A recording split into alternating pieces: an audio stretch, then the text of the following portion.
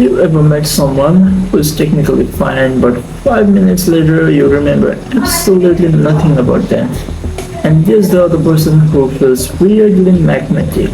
Not louder, not cooler, not more attractive, just interesting.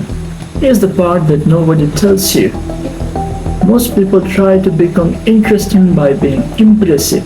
That's usually the wrong move. Dale Carnegie gives a much smarter answer in How to Win Friends and Influence People, Part 2, Chapter 5. If you want to interest people, talk in terms of their interest. It sounds simple, but this chapter is one of those social rules that looks obvious on paper and still wrecks people in real life. Because most conversations quickly die for one reason. You are talking about what matters to you before earning the right to matter to them. And once you see that, you can't unsee it. Today, I want to break down how this works, why it works, the story Carnegie uses in the book, and how to actually use it without sounding fake or manipulative. Let's call this the attention mistake. The attention mistake is when you try to win people over by leading with your own world. Your story, your opinions, your interests, your achievements, your favorite subject. And I know that feels natural, of course. Your brain lives with you all day. It thinks you are the headline. But everyone else is working with the exact same setup. That's the embedded truth. Every person enters a conversation already preoccupied with themselves. Not because they are evil, not because they are narcissists, just because that's the default operating system. Their job, their stress, their ambition, their insecurity, their family, their plans for tomorrow, their texts they haven't answered, the things they are quietly worried about. So remember this when they talk about what you find fascinating before connecting it to what they care about. You are basically just throwing a party in a house that isn't yours. And when people say stuff like, I don't know, we just didn't click. No. Usually you don't click because neither person gave the other the reason to care. That's what Carnegie's advice lands so hard. If you want people interested, start with their interest, not your biography. That's the first flip. Now, I made a mistake in my previous video that I used this example from this video in that video. So, I apologize. So let's continue. Carnegie uses a great example in this chapter. Theodore Roosevelt. Roosevelt had this reputation for making people feel seen and important. And one reason was simple. Before meeting someone, he would often sit and study the subject that person cared about. Think about that. Now that means if we knew someone loves ranching, politics, military, history, birds, or whatever else, he'd prepared around their world. Not because he was trying to show up, because he understood a brutal little fact about human nature. People often open up when they feel recognized. That's the mirror hook. You reflect their interest back to them, and suddenly the conversation has traction. Now, notice what most people will do instead. Most people walk into a room hoping to be discovered. Roosevelt walked in prepared to discover other person. That contrast matters. One approach says, please find me interesting. The other approach says, let me enter your world intelligently. Guess which one wins? And here's the sneaky part. When someone feels deeply understood, they often find the other person more interesting too. That may sound backwards, but it happens constantly. Because being a good conversationalist is not merely about producing fascinating material. It's about creating a fascination in the other person. That's a different game.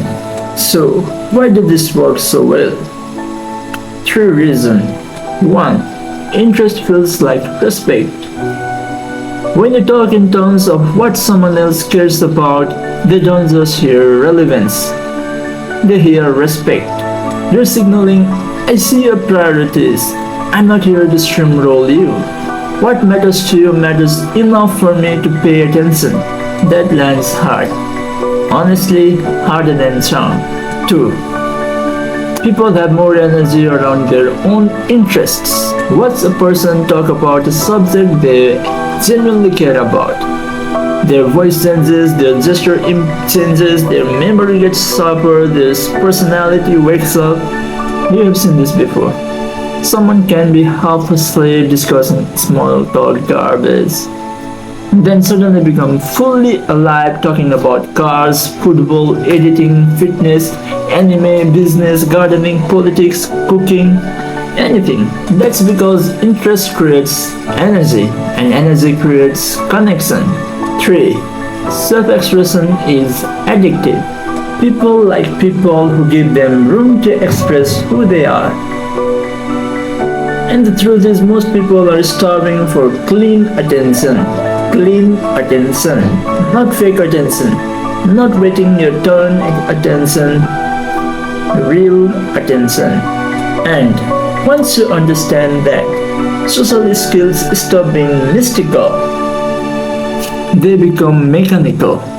If you want better conversation, give people a runway into themselves. Now here's where people screw it up. Mistake 1. They pretend interest instead of finding one. People hear this advice and become weirdly artificial. They say, oh wow, mathematics, that's so fascinating. No, it's not. You don't need to fake passion. You just need to find a human angle in their interest. Not, teach me everything about tax and law. More like, how did you get into that? What part of it do people misunderstand? What makes someone good at it? What's the stressful part nobody sees? This kind of questions. That's how you make almost any topic alive. Mistake 2. They hijack too early. Someone says, yeah, I'm really into photography. And you go, oh nice, me too. I recently brought in this lens and that. Boom, gone. You stole the ball 1 second after they touch it. That doesn't make you relatable. It makes you impatient. Mistake 3. They ask lazy questions. What do you do? How long? Nice. That conversation is already in hospice. If you want people engaged, ask questions with texture. Questions that let them reveal their taste, identity, conflict, preference, ambition. Because the goal isn't to interview them like customs officer. The goal is to unlock a version of them that actually wants to talk. So here's the practical formula that I want to share. Let's call it hook, expand, deepen, bridge. 1. Hook. Notice a possible interest. It could be obvious, like what they are wearing, what they posted, what they do, what they are carrying, what they just came from, what they keep mentioning. You're looking for a conversational leverage. Example, you mentioned you have been editing videos a lot lately. That's the hook. 2. Expand. Invite them to talk more about it. Not with a dead question, with an opening. Instead of asking, do you like editing? You could say, what part of editing takes most skill? Or you could say, what's the most annoying part of making a video that probably nobody will see? Now you have created oxygen for the conversation. 3. Deepen. Go 1 layer below facts. People don't bond over surface levels. They bond over meanings. You could ask questions like, what got you into that? What do you enjoy most about it? What separates people who are good at it? What's the part outsiders completely misunderstand? Questions like this you could ask. No, they are not just giving information, they are revealing perspective. And that's where the interest lives. 4. Breathe. Only after they feel heard, connect yourself to it. This is where most people start. You should end here. You say something like, that's interesting, especially the part about burnout.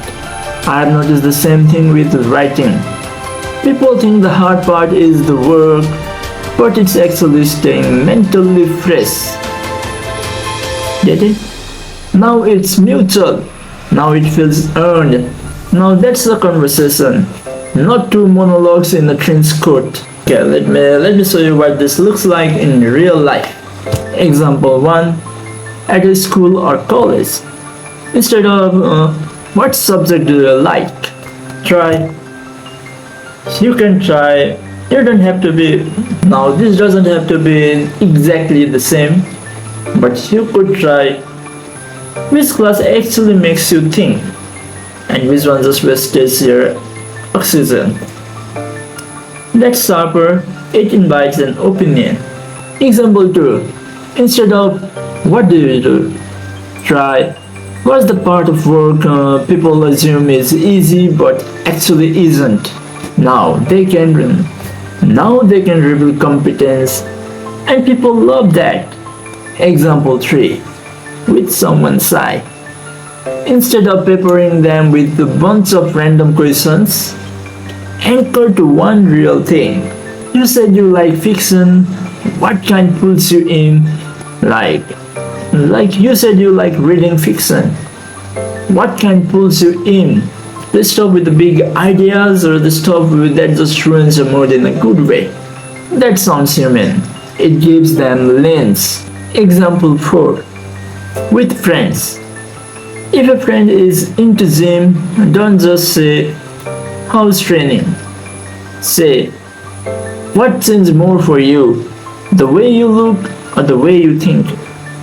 Now, of course, you have noticed these are the questions from the AI, but this actually helps a lot when you give it your own taste of it in these questions. Like, you don't have to copy paste the questions, but now you get the idea what kind of questions to ask. That opens an actual conversation. That's the whole point of this chapter. Not be interesting as performance. Be interesting by interested precisely enough that the other person comes alive. That's a better game. And unlike forced charisma, it actually scales. So if I had to compress Carnegie's chapter into one line, it will be this.